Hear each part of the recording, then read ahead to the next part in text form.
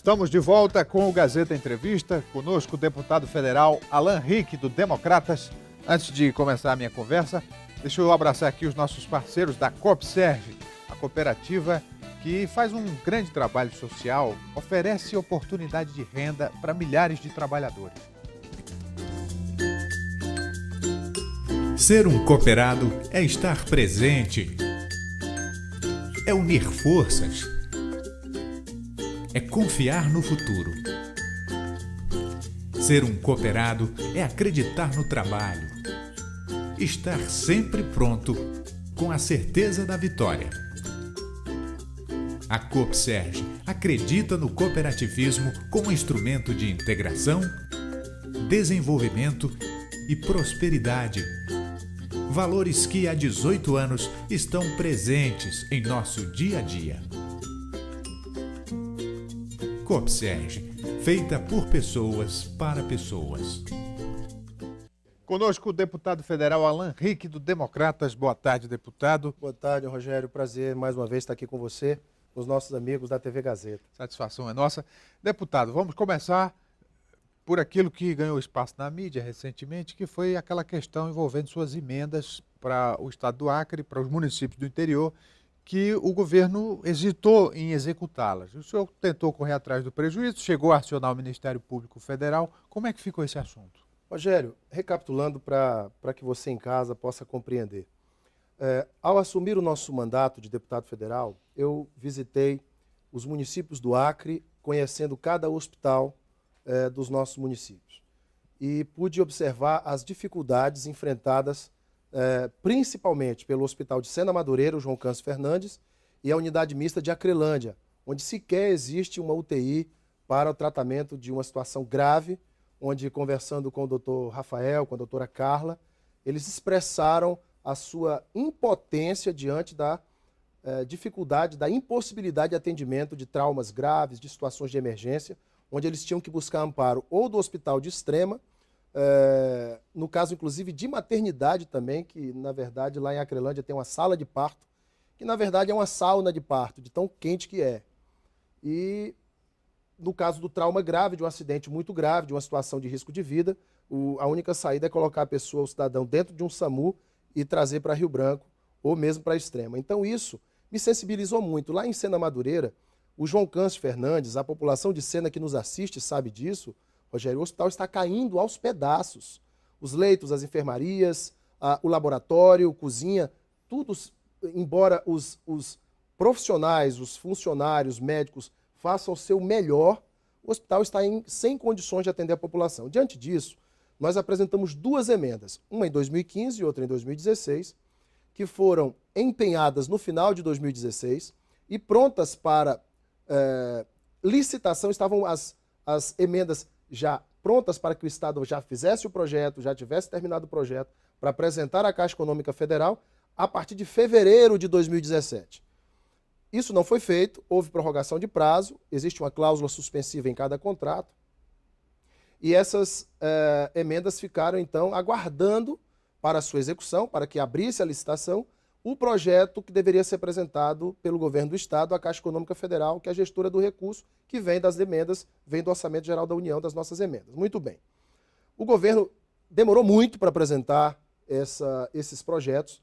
O prazo final para que o recurso fosse, o prazo final da cláusula suspensiva, que a gente chama, quando o recurso é devolvido ao Tesouro, era no último dia 22, agora do mês de junho, e eu, muito preocupado com isso, retornei ao Ministério da Saúde, pedi uma nova prorrogação de prazo, o que nos foi negado, porque o contrato já estava com os 24 meses de cláusula suspensiva vencidos, e nós pedimos amparo da Caixa Econômica Federal. Conversei pessoalmente, depois por telefone, com o Ramon Silva Santos, que é o gerente da Gigov da Caixa. Aqui eu quero te parabenizar. Na última quinta-feira, liguei para o Ramon e ele me disse: deputado, com muito esforço, com o esforço da nossa equipe, nós nos desprendemos aqui, conseguimos em um prazo recorde aprovar a emenda de Sena Madureira e conseguimos também um prazo maior para a Acrelândia. Então, graças a Deus e ao trabalho da Caixa Econômica Federal, ao nosso clamor ao Ramon e à sua equipe da Caixa Econômica, graças a Deus essas emendas estão garantidas. Deputado. Ao todo são 6 milhões e 200 para Sena Madureira, 4 milhões de emenda minha e 2 milhões e meio para a Crelândia, emenda total minha para a Crelândia. Graças a Deus, essas obras estão, essas licitações vão ser realizadas. Não corre o risco de acontecer a mesma coisa de novo, deputado? Eu espero que o governo do Estado tenha muito mais celeridade, responsabilidade, porque não dá, sabe, Rogério? O Acre não está em condições de abrir mão de recursos federais. O Acre não está em condições de perder 6 milhões e 200 para o hospital, 2 milhões e meio para outro, quando a nossa população está morrendo à Ainda míngua. tem outros recursos aí que foram Perdidos, muitos recursos foram Tem perdidos. a UPA de Cruzeiro do Sul, que o O governo NACOM. tentou recuperar. Aquele recurso para investir nos ramais, também mais de 90 milhões. Eu tratei desse tema também com o Ramon da Caixa e ele me explicou que é preciso, inclusive falei com a equipe também lá da coordenação de bancada na Câmara dos Deputados, no Senado, justamente sobre essa questão dos ramais. São 94 milhões para ser investido nos 22 municípios, nos ramais que as prefeituras apresentarem como os ramais mais importantes, aqueles que mais precisam de recuperação. Esse recurso, inicialmente, o governo do Estado teria que fazer uma contrapartida, que na resposta do governo do Estado seria incapaz de fazer, mas graças à nossa atuação, graças à atuação da própria bancada, à gestão da própria Caixa Econômica, foi apresentado ao MAPA, o Ministério da Agricultura e Pecuária, que permitisse a utilização de 5% do contrato, da emenda, para a elaboração do projeto de engenharia, o projeto de recuperação desses ramais. Nós estamos aguardando a resposta do MAPA, que deve sair nos próximos dias, para que esse recurso seja utilizado.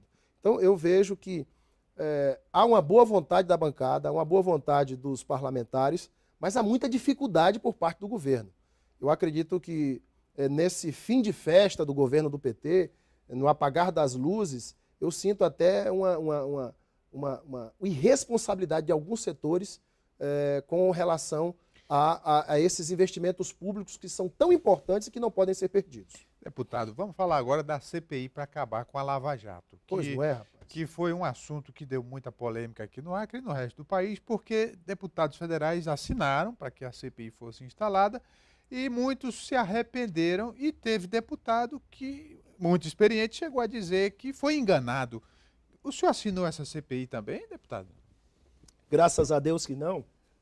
Até porque eu tenho o costume de ler tudo que apresentam. Você que está em casa, como é que funciona? A vida do deputado é uma loucura lá em Brasília. Você está nas comissões, muitas vezes as comissões que você participa, eu sou participante da Seguridade Social e Família, Comissão de Integração Nacional de Desenvolvimento Regional da Amazônia, a Sindra, a do Foro Privilegiado, a Comissão do Escola Sem Partido. São muitas comissões que nós participamos e acabamos sobrecarregados com essas comissões. O que acontece? Ao sair de uma comissão, correr para o plenário para votar uma matéria que está na pauta, muitas vezes você está monitorando a matéria na pauta, o plenário e também na comissão. Os deputados ficam correndo de um lado para o outro. Nessa correria dos corredores da Câmara, aparecem a turma das assinaturas, de frente parlamentar, CPI, etc. Deputado, assina aqui. Eu até entendo que um ou outro deputado, por não prestar atenção, possa desapercebidamente assinar alguma coisa nessa correria. Mas eu tenho o cuidado, eu quero falar por mim, eu não vou fazer julgamento dos outros, eu quero falar por mim, eu tenho o cuidado de ler o que eu estou assinando. Se é uma frente parlamentar, que eu me identifique, que é uma coisa que é boa para o Brasil, eu assino. Uma CPI importante, como várias que nós já assinamos, eu assino. Mas quando eu me deparei com essa, eu fui esmiuçar, eu disse, espera aí, esse negócio aqui é contra a Lava Jato. Eu não assino de jeito nenhum, porque eu apoio a Lava Jato, o Brasil tem que ser passado a limpo, nós temos que combater a corrupção nas suas entranhas. Como é que eu vou assinar um negócio desse? Não assinei. Agora, quem disse que assinou por engano, eu não vou fazer juízo de valor. Mas a maioria assinou sabendo que estava assinando. Os deputados do PT assinaram sabendo que estava assinando a CPI que visava investigar a Operação Lava Jato. Então, acho que eles têm que prestar contas disso com a população. Porque a população quer a Lava Jato, a população quer a investigação, a população não quer que ninguém arquive essa operação que está passando o Brasil a limpo. Deputado, o senhor assumiu mais uma comissão. Por falar em comissão, o Democratas assumiu uma comissão importante. Foi, Rogério. Nós assumimos algumas comissões importantes na Câmara dos Deputados e coube a mim, o partido me passou essa responsabilidade e a Comissão de Seguridade Social e Família para que eu assumisse a subcomissão de saúde dentro dessa comissão da Câmara dos Deputados. E é um trabalho muito interessante porque nós vamos debater temas fundamentais para a saúde do Brasil, como o Programa Mais Médicos, o SUS, protocolos de doenças raras, enfim, o Sistema Básico de Saúde. Nós vamos debater a saúde no Brasil dentro dessa subcomissão e cabe a mim presidi-la, o que farei com muita responsabilidade, com muito espírito público, para que nós possamos fazer um grande trabalho na Câmara dos Deputados com relação à saúde, que é uma das bandeiras do meu mandato. Deputado, a eleição está se aproximando, o período eleitoral já está se aproximando e o Ministério Público Eleitoral já começou a observar, quer dizer, muita coisa já está no radar deles. Recentemente entrou no radar a questão das igrejas evangélicas e seus candidatos. Muitas vezes há um desvirtuamento da igreja como entidade e aí tem a questão dos candidatos que são das igrejas. O senhor é de uma igreja grande aqui, se elegeu tendo como base os evangélicos também. Como é que o senhor vê esse momento, essas práticas e a postura do Ministério Público? Rogério, eu entendo que todo tipo de conduta que está descrita na legislação eleitoral, que é vedada, os candidatos devem cumprir a lei, doa quem doer. No entanto, esta nova tipificação, que nem existe, que é o abuso do poder religioso, ela não existe na legislação eleitoral, ela se configura quando um determinado sacerdote, um determinado candidato se apropria do púlpito e pede voto explicitamente. Discordo completamente dessa postura, não o faço. Eu acho que o voto você conquista conversando com as pessoas, mas é natural que cada segmento tenha seus representantes.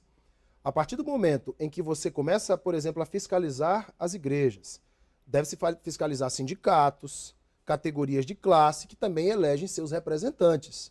Ora, por que somente as igrejas? As igrejas, elas cumprem um papel social que muitas vezes o Estado não cumpre. E elas têm o direito de eleger seus representantes, sim. Porque, veja, 86% da população brasileira é composta por cristãos, católicos e evangélicos de outros troncos do cristianismo. As igrejas têm o direito de apresentar suas candidaturas. Obviamente que não podem extrapolar desse direito utilizando de subterfúgios. Mas é muito claro que o candidato da igreja ele tem o direito de pedir votos ali, obviamente, fora do ambiente do culto, nas reuniões, nas casas, enfim. Agora, dentro do culto, dentro do púlpito, aquele lugar é sagrado. Eu acredito que pedir voto ali não é o adequado, a legislação, inclusive, proíbe, mas você não pode impedir a pessoa de estar na igreja, de receber uma oração, enfim, porque ele é um membro ativo da igreja. Eu acho que tudo que é demais é veneno, mas aquilo que é correto, o próprio cristão, que tem que dar testemunho, tem que cumprir. No entanto, eu penso que não se deve ter perseguição sobre as igrejas e deixar de ver também outros segmentos que fazem, muitas vezes, até pior do que as igrejas e acabam passando desapercebidos. Deputado federal Alan Rick, do Democratas, o senhor também entrou aqui na onda das publicações, né, deputado? Tem que fazer a divulgação com a revista, né, do deputado, o jornal do partido. Muito bem, material de boa qualidade, viu, deputado? Parabéns. É uma prestação de contas, sabe, Rogério, que eu estou fazendo para os 22 municípios. É um material que já foi impresso e quando nós visitamos, nós mostramos, olha, deputado, como é que foi a sua participação aqui no município tal?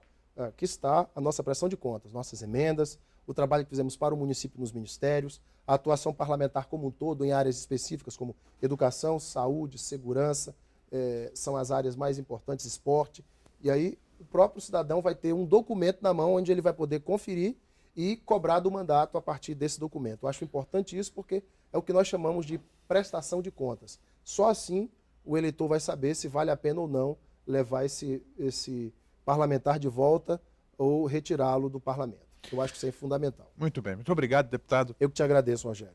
A gente vai para o intervalo, voltamos daqui a pouco. Até já.